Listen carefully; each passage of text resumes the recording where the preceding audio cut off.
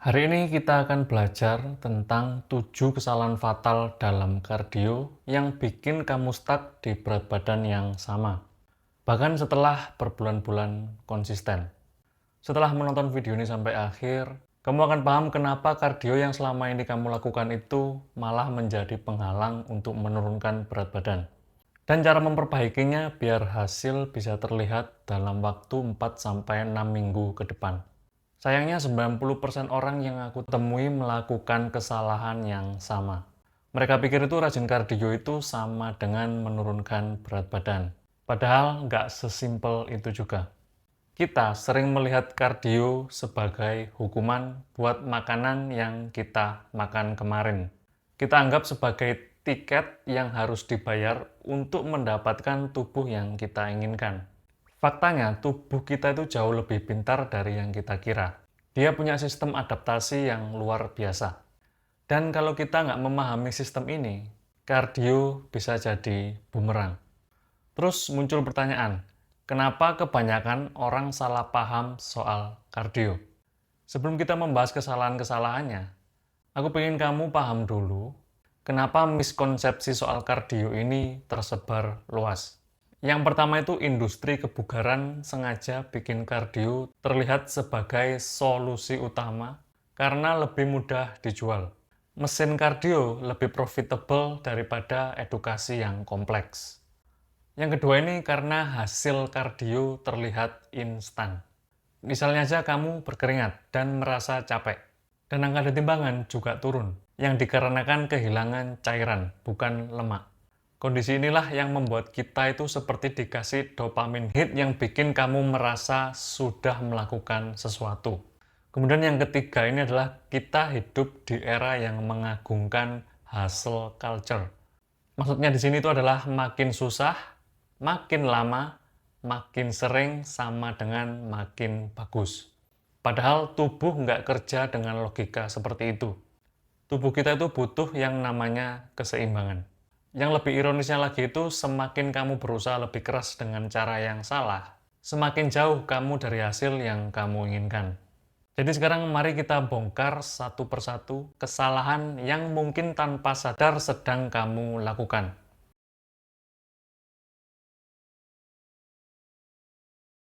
Kesalahan yang pertama itu terjebak dalam rutinitas yang sama terus-menerus. Kebanyakan orang punya mindset yang penting rajin kardio. Aku orangnya disiplin. Setiap hari treadmill selama 30 menit. Masalahnya, rutinitas yang sama terus-menerus ini membuat tubuh kita ini jadi semakin pintar. Ini kayak orang yang sering lewat di FYP TikTokku. Aku pernah lihat buruh pabrik itu lagi ngepakin rokok.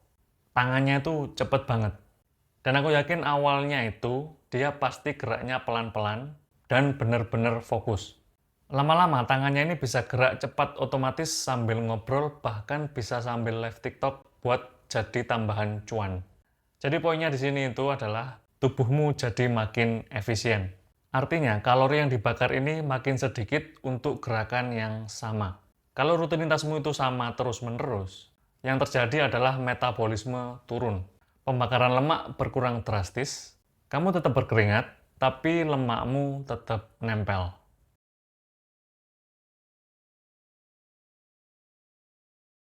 Kesalahan yang kedua itu adalah waktu kardio yang kurang tepat.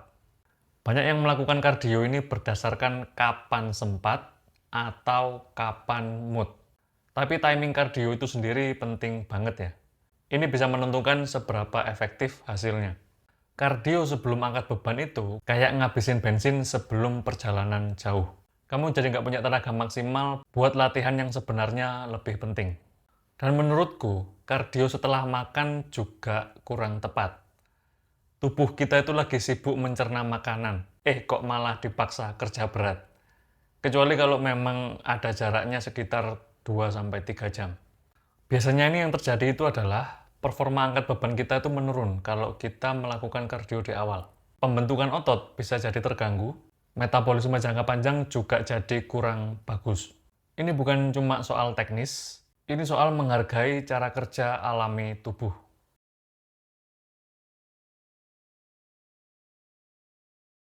Kesalahan yang ketiga itu adalah percaya mitos zona bakar lemak.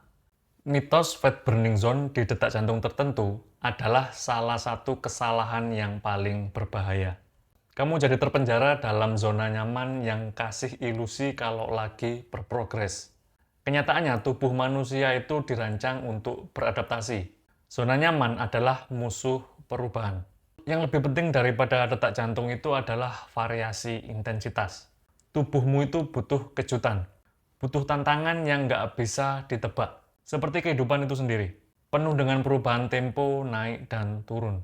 Yang terjadi kalau kamu stuck di satu intensitas saja, tubuh ini berhenti kaget. Adaptasi juga berhenti. Turun berat badan pun jadi ikutan berhenti.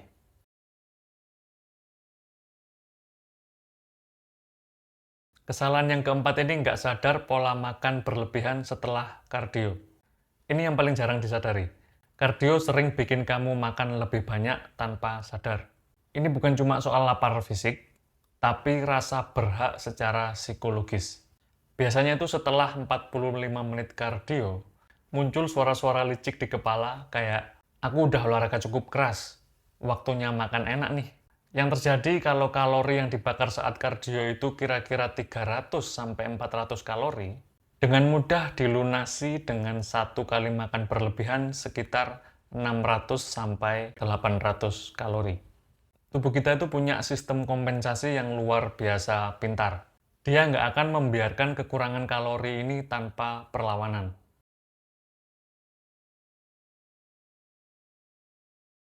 Kesalahan yang kelima ini mengabaikan angkat beban sebagai raja bakar lemak. Kardio ini kasih kita hasil jangka pendek. Angkat beban membangun mesin pembakar lemak jangka panjang. Tapi mayoritas orang masih punya pemikiran yang lama. Kardio dianggapnya ini adalah untuk membakar lemak, dan angkat beban dianggapnya ini adalah untuk membesarkan otot. Kenyataannya, otot malah membakar kalori 24 jam non-stop, bahkan saat kamu tidur. Makin banyak otot, makin tinggi pembakaran kalori harian. Mengabaikan angkat beban itu sama dengan memilih solusi sementara yang merusak solusi permanen. Kamu akan terjebak dengan siklus ketergantungan kardio, dan harus kardio terus buat jaga berat badan, karena metabolisme dasarnya rendah.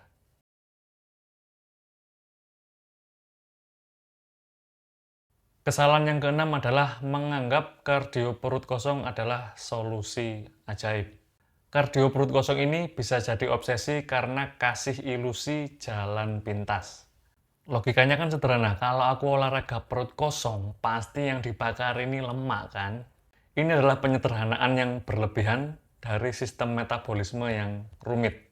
Kenyataannya turun berat badan itu ditentukan oleh total keseimbangan energi dalam 24 jam. Bukan yang terjadi dalam 1 jam kardio. Tubuh kita itu punya kompensasi yang luar biasa canggih.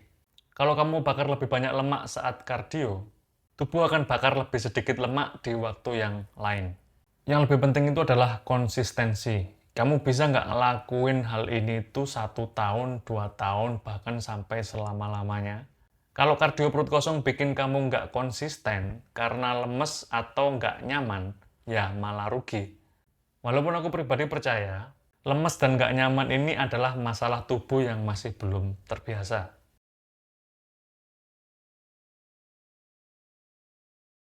Kesalahan yang nomor 7 adalah jebakan mindset usaha makin keras, makin bagus. Ini adalah kesalahan yang paling mencerminkan hubungan nggak sehat dengan tubuh sendiri. Kalau sedikit aja itu bagus, pasti banyak juga lebih bagus dong. Kardio 30 menit itu bagus. Berarti 60 menit juga pasti lebih bagus dong. Latihan 5 kali seminggu itu bagus. Berarti kalau 7 kali seminggu lebih bagus dong. Kalau nurutin logika seperti ini, yang terjadi tubuh mulai berhemat energi di aktivitas lain. Mungkin kamu bisa aja bakar 400 kalori saat kardio. Tapi tubuh mulai bergerak lebih pelan, kurang aktif, bahkan gerakan-gerakan kecil berkurang sepanjang hari. Gerakan-gerakan kecil ini dikenal sebagai Non-Exercise Activity Thermogenesis atau disingkat NEAT. NEAT ini mencakup semua gerakan kecil yang nggak disengaja sepanjang hari. Kayak misal berdiri, berpikir, nyapu, ngepel, atau berjalan santai. Ketika tubuh kelelahan karena aktivitas berlebihan, NEAT ini bisa menurun drastis, yang pada akhirnya mengurangi total kalori yang kamu bakar sepanjang hari. Olahraga pada dasarnya itu adalah membuat tubuh stres secara terkontrol. Dan seperti kondisi stres lainnya, tubuh kita itu butuh waktu recovery untuk beradaptasi dan jadi lebih kuat. Tanpa recovery yang cukup, yang terjadi respon stres yang berlebihan. Tubuh terus-menerus dalam mode survival, yang justru memperlambat metabolisme dan meningkatkan penyimpanan lemak.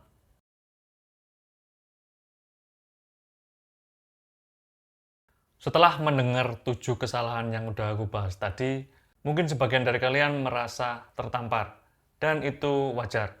Aku sendiri dulu juga pernah ngerasain kayak gitu. Pertama kali sadar bahwa selama ini aku melakukan kardio dengan cara yang kurang efektif. Tapi ada perbedaan mendasar antara merasa tertampar dan merasa gagal. Kalau kamu merasa gagal total, artinya kamu masih melihat kesalahan ini sebagai kegagalan personal. Padahal kesalahan itu adalah data. Informasi berharga tentang apa yang perlu diperbaiki. Sekarang kamu sudah paham apa yang salah, saatnya kita fokus ke apa yang perlu dilakukan. Ingat, transformasi ini bukan tentang revolusi besar-besaran, tapi tentang evolusi kecil yang dilakukan secara konsisten. Dan ini 5 langkah yang bukan cuma sekedar teknik kardio. Ini adalah perubahan paradigma dalam cara kamu melihat hubungan antara gerakan, tubuh, dan tujuan hidup yang lebih besar.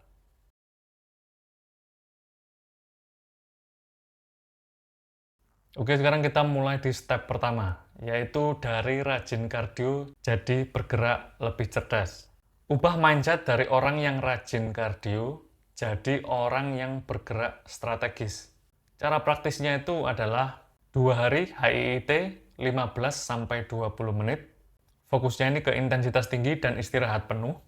Kemudian 2 hari kardio ringan 30-40 menit. Fokusnya ini intensitas rendah dan mode santai. Kemudian 3 hari fokus ke gerakan sehari-hari. Kayak jalan kaki, naik tangga, atau aktivitas rumah tangga. Atau bahkan kalau ini tuh bisa kamu lakukan setiap hari, nggak apa-apa. Variasi adalah kunci. Tubuhmu harus selalu kaget dan nggak bisa menebak apa yang akan terjadi selanjutnya.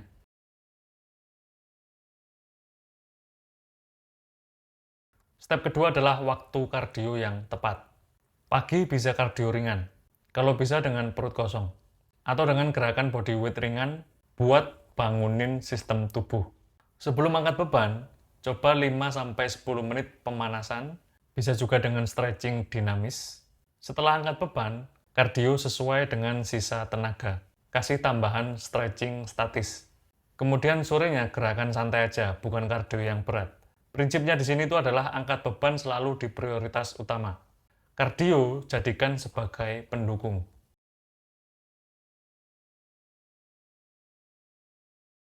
Step yang ketiga adalah lupakan obsesi zona tertentu. Ganti fokus dari detak jantung ke seberapa berat yang kamu rasakan. Misalnya level 3-4 ini masih bisa ngobrol sambil bergerak. Level 6-7, nafas sedikit berat tapi masih bisa terkontrol. Sedangkan level 8-9, nafas sudah berat dan susah ngomong. Variasikan aja dalam seminggu. Misalnya 60% waktu di level 3-5. Ini level yang santai. 30% waktu di level 6-7. Level yang sedang. 10% waktu di level 8-9. Level berat. Cara praktisnya ya balik lagi ke step pertama yang kayak tadi.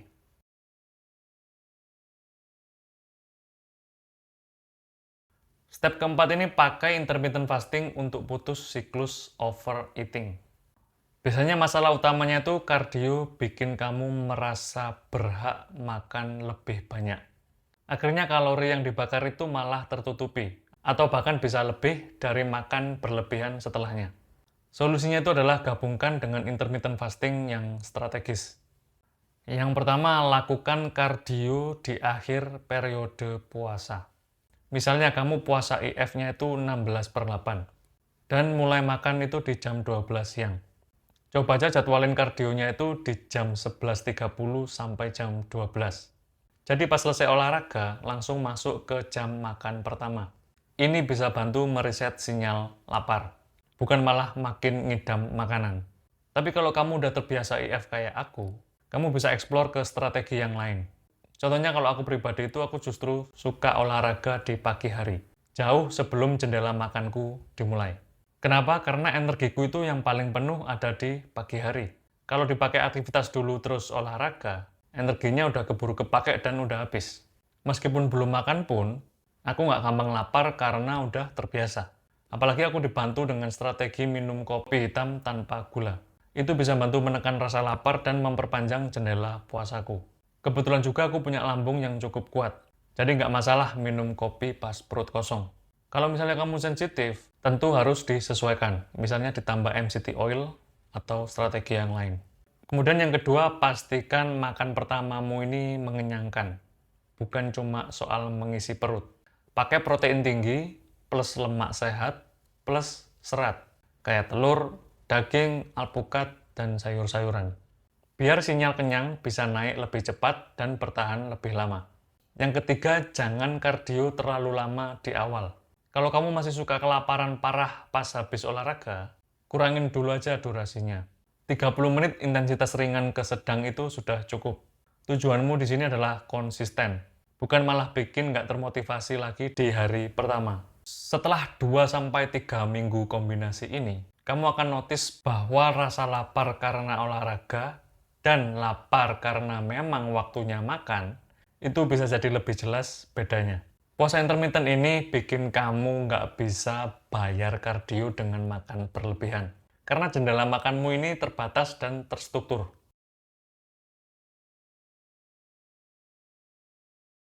Step yang kelima itu adalah bangun mesin pembakar lemak buat jangka panjang. Prioritas utama adalah 2-3 sesi angkat beban per minggu. Fokusnya adalah gerakan yang melibatkan banyak otot sekaligus.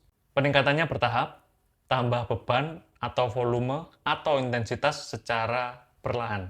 Anggap aja angkat beban adalah investasi. Kalau kardio itu adalah sifatnya pengeluaran. Investasi memberikan hasil untuk jangka panjang, sedangkan pengeluaran kasih kepuasan jangka pendek. Kombinasi keduanya ini adalah portofolio yang seimbang.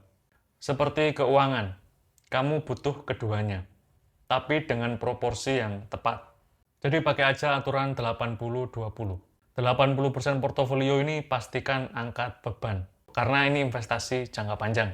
Tujuannya untuk membangun mesin pembakar kalori 24/7. Hasilnya bisa terakumulasi seiring waktu.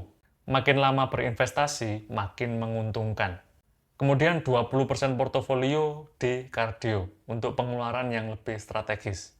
Tujuannya bisa kasih hasil langsung untuk kesehatan jantung, membantu akselerasi fat loss saat dibutuhkan, dan menjaga kondisi kardiovaskular untuk mendukung performa angkat beban. Masalahnya kebanyakan orang ini punya portofolio yang terbalik. 90% kardio dan 10% angkat beban. Bahkan bisa jadi 100% kardio dan 0% angkat beban. Ini tuh udah sama kayak orang yang 90% tabungannya itu di rekening biasa, yang dimana uangnya ini nggak bisa berkembang, dan cuma 10% diinvestasi, yang biasanya uang kita itu bisa berkembang kalau kita invest. Bisa sih survive, tapi nggak akan pernah kaya. Portofolio yang optimal itu adalah prioritaskan angkat beban sebagai fondasi. Kardio ini sebagai pelengkap aja buat mendukung tujuan jangka panjang. Untuk menyimpulkan adalah masalah terbesarnya itu bukan pada kardio itu sendiri, tapi pada hubungan kita dengan kardio. Kalau kamu lihat kardio ini sebagai hukuman atau sebagai kewajiban, kamu akan selalu nyari cara buat mengoptimalkannya dengan cara yang malah merusak. Kalau kamu lihat kardio ini sebagai alat yang mendukung kehidupan yang lebih berenergi, kamu akan menggunakannya dengan bijak. Pertanyaan terakhir yang akan kamu renungkan ini adalah, kalau ada temenmu yang bilang, kamu sudah ideal kok, nggak perlu turun berat badan lagi, apakah kamu masih mau melakukan kardio? Kalau misal jawabannya itu tidak, Berarti selama ini kamu cuma melakukan kardio karena merasa terpaksa. Tapi kalau kamu jawabannya iya, berarti kamu sudah menemukan nilai kardio yang jauh lebih dari sekedar angka di timbangan. Kardio yang baik adalah yang tetap kamu lakukan meskipun berat badan sudah ideal. Mulai hari ini, pilih salah satu kesalahan yang paling relate dengan situasimu sekarang. Ubah satu hal kecil aja. Perhatikan hasilnya selama 2 minggu ke depan. Karena perubahan sejati itu bukan tentang melakukan semuanya dengan sempurna, tapi tentang memahami tubuhmu dengan lebih dalam. Dan menghargai proses yang sedang kamu jalani. Terima kasih yang udah menonton video tentang kesalahan-kesalahan kardio ini. Coba tulis di kolom komentar, biar kita bisa diskusi bareng-bareng. Akhir kata, terus belajar, terus bergerak, dan terus berserah. Sampai jumpa di video selanjutnya. Bye.